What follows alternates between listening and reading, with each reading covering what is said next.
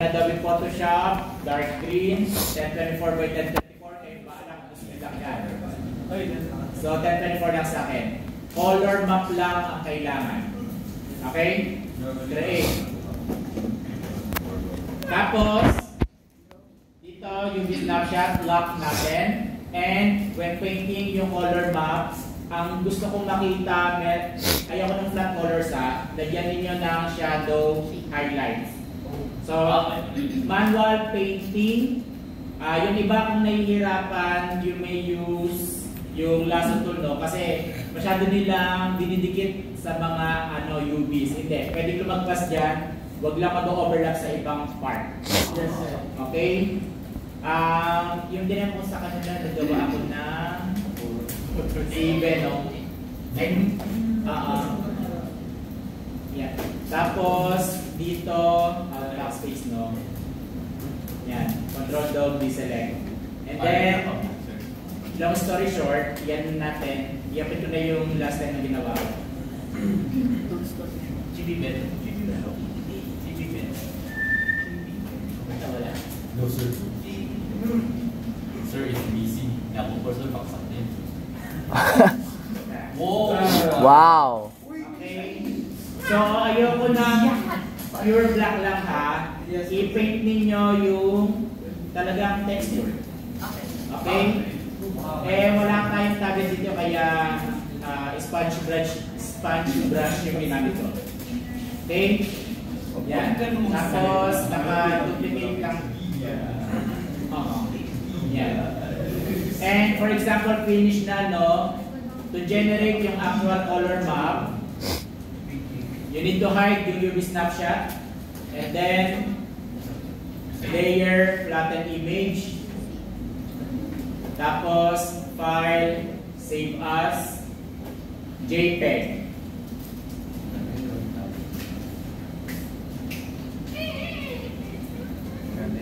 Okay? Ayoko ng flat color lang ha, kasi normally kapag si Venom black lang tapos maglalagay lang sila nito, kakalit yung tapos na. No. So kailangan merong highlights, merong shadow. So going back here sa Maya, select ko siya. Tapos initially if I'm going to right click, choose material attributes, yung naka-assign dito yung PSD record. Okay? Since na-extract ko na nga yung JPEG, lagay na lang ako ng bagong material, right click, assign yung material, number. Wait, yan yun. Tapos, dito ko i-assign yung color map. Pili ka na lang kung ano download ba.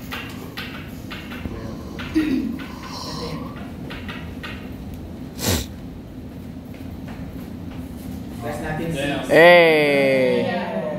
Okay, sir. Ikutin mo niya. Ayan siya. Okay? Nakuha? Yes, sir. So, ayoko nung tapal-tapal lang na nakuha ang logo sa internet tapos tinapal lang ha. Talagang trace namin yan using pen tool. Wow. Tapos, ito talagang brush na pinake ko yung mga muscle-muscle niya. Okay? Okay? Kung gusto niyo makita, hindi. Baka... Kasi meron akong grenade flat color lang, so syempre 55. Ayoko nung flat colors lang. So kahit dito, meron naman yung kahit paanong highlights, tsaka yung sa dark shadow ng mga parts niya. Nakuha? Ayoko ng flat colors lang ha. Nag-unfolding ka pa, nag-texture ka pa. Okay? Marina yun? Yes, sir. Yes, sir. Okay. Sir? May question? Sige. Yung texture kung pwede mo kahit anong ka, pwede ba? Yung in-unfold mo? And I mean, like reference texture. Yeah. Pwede na. Pwede nyo ba? Okay, like the big spider winter. Moving my...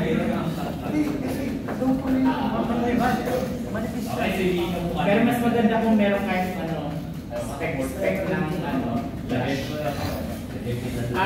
sige, analyze ulit natin yung last time na character na pinakita ko sa inyo. Yung may damit. Oh, no. Naaalala niyo yun? Black Swan.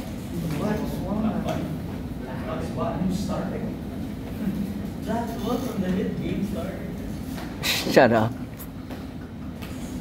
What? That is not black.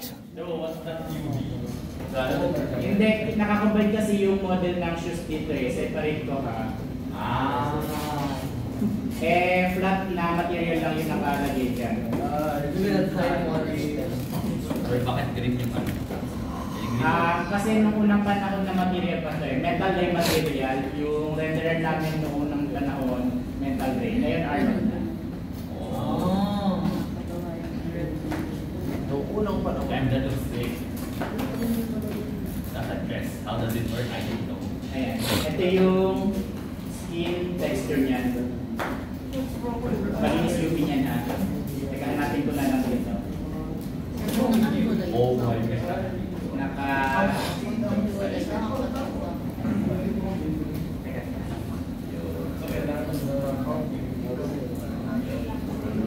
Oh! Ito yung color map nung... May ano ka niyo? Nakikita ba? Yes, sir. Ayan. May highlight shadow. May skin texture talaga. May skin texture. Okay? Yan. Hindi ba nakakita ko sa inyo? Sir, yung ibang version po, sir, na wala pa yung... Hindi yung textures mismo sa yung nasa Yung damit na discuss ko, di ba? Para sa different texture maps. Sir, sa damit mo dito. Sir, hindi pa po. Hindi pa, Yes, sir. Sir, legit. So yung ginagawa ko lang sa yung sa body mismo, sir. Tapos yung ginagawa ng automa. Oh. Okay. So, if we're going to check yung pinaka-model natin, no? Buo yung pinaka-model ng damit. Yan. Tapos, as you can see, ito yung color niya. And let's analyze yung different texture maps that I created, extracted. So, color maps niya, as you can see, yellow, tapos black. So, dito, here in Photoshop, or rather Maya, if we're going to press 6, so kita naman yung color ng damit niya, black, tsaka yung yellow. Tama? Yes, sir. Next, I also created yung pinaka-bump map niya. To analyze yung white portion, mag-e-emboss, yung gray, flat lang. Tapos kapag merong black, lulugo. So here, going back kay Maya, so kahit paano mukha namang naka-emboss yung mga part na yellow. Tama? Yes, sir. Kita? Oh. Okay, ayun po yung purpose ng bump map. Tapos, next, ano ba? Legit. So, next is the specular. So, for this specular map, yung white portion, kikintab, yung black, matte, walang kintab.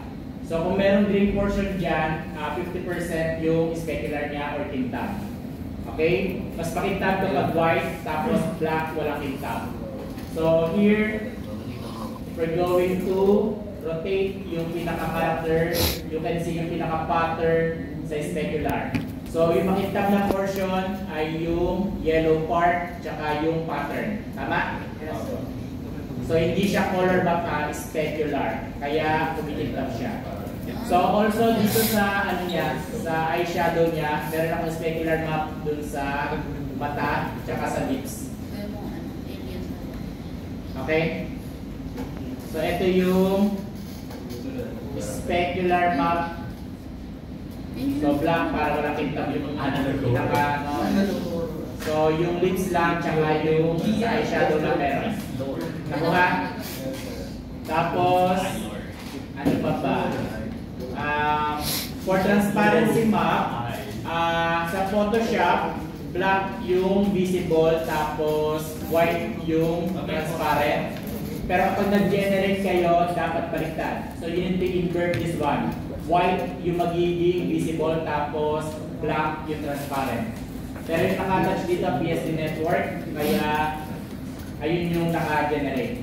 Pero here, instead of modeling yung pinaka-pattern sa bottom part ng pinaka-dress niya, I just use transparency map.